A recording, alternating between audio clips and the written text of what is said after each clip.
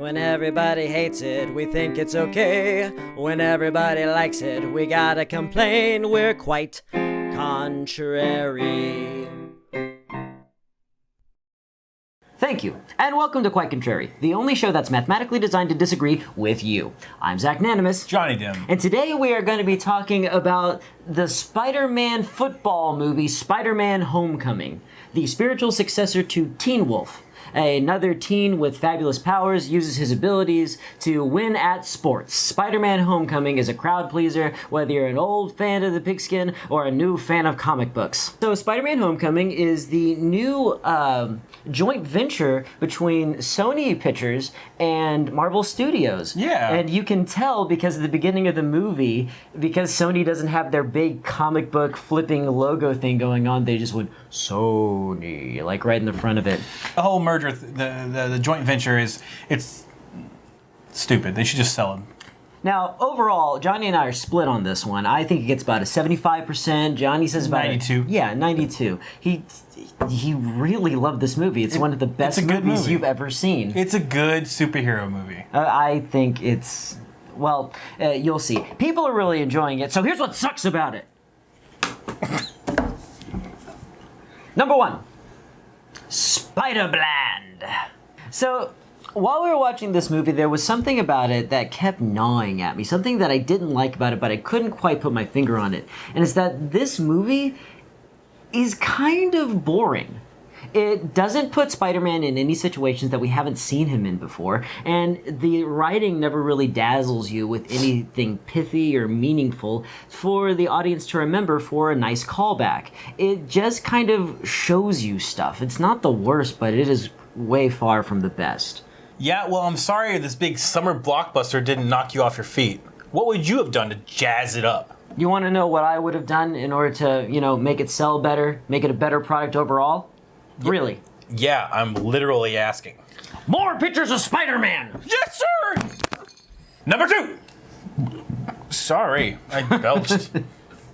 That is the second line item. Number two. Sorry, I belched. Spider-Man was completely ruined by my belching. I blame Sony. Number two! Uncle Ben. Most superheroes are born of tragedy. Batman's parents are killed. Allegedly. Yeah.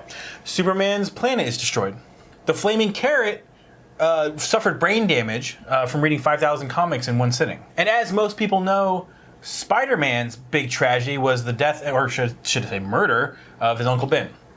And the thing is about Homecoming is that Uncle Ben is not mentioned a single time. They just completely erased him. Well, sure, but it's not supposed to be an origin story. I mean, we've seen it 1,000 times, right? Yeah, but it's really strange that they don't even mention his name. That was like part of the reason he does what he does. It's at his core, that is part of that character. And it's just strange. I mean, making Aunt May that young and just putting her in the movie, that even feels a little off. The Spider-Man in Homecoming, more than any other of the dozen incarnations of Spider-Man on film, just feels unfamiliar because of this. Well, maybe Marissa Aunt May is part of the problem. Maybe they don't talk about Uncle Ben because, we have kind of the sleek, younger Aunt May right now. And so they'd have to pair her up with, I don't know who. See, who's hot right now? David Hasselhoff? Jake Gyllenhaal? Channing Tatum? Jerry Seinfeld. Burt Reynolds. Christopher Walken. Willem Dafoe. Yeah, nailed it. Number three. They wrote Peter Parker out. Okay, now here's the thing. Spider-Man, in all of his cartoony CGI glory, is in the movie.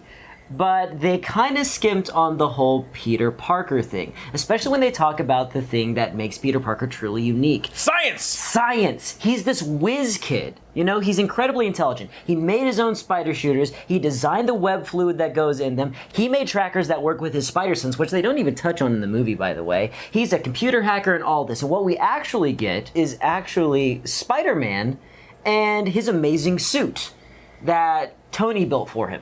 No, literally, it is a co-star. It starts talking to him like halfway through the movie. Yeah. And the thing is that it's all Stark tech. So a lot of the amazing things that Spider-Man does in this movie we can't really owe to him. And I find this even stranger considering the fact that most of the movie has to do with him trying to prove to Tony that he can be an Avenger. But considering what he brings to the table in this iteration, I'm really surprised that Tony even wants him, because all he appears to be capable of is being a little stronger than Captain America. That's it. Everything else you can pretty much blame on Tony. Well, he's good at like falling on his face a lot. He can take a lot of damage. Yeah, but Vision can take infinity damage. It's true. Well, hold on. Maybe their plan was to introduce Spider-Man as like on a trial basis, like an Avengers, I don't know, apprenticeship program. I mean, they could have even like maybe the plan was to throw him with the Great Lakes Avengers and have Squirrel Girl be his boss. If that was going to be the case, why didn't they just move forward with the Young Avengers initiative and do a whole nother franchise on it? Or, I don't know, the Spider Babies. Spider Babies?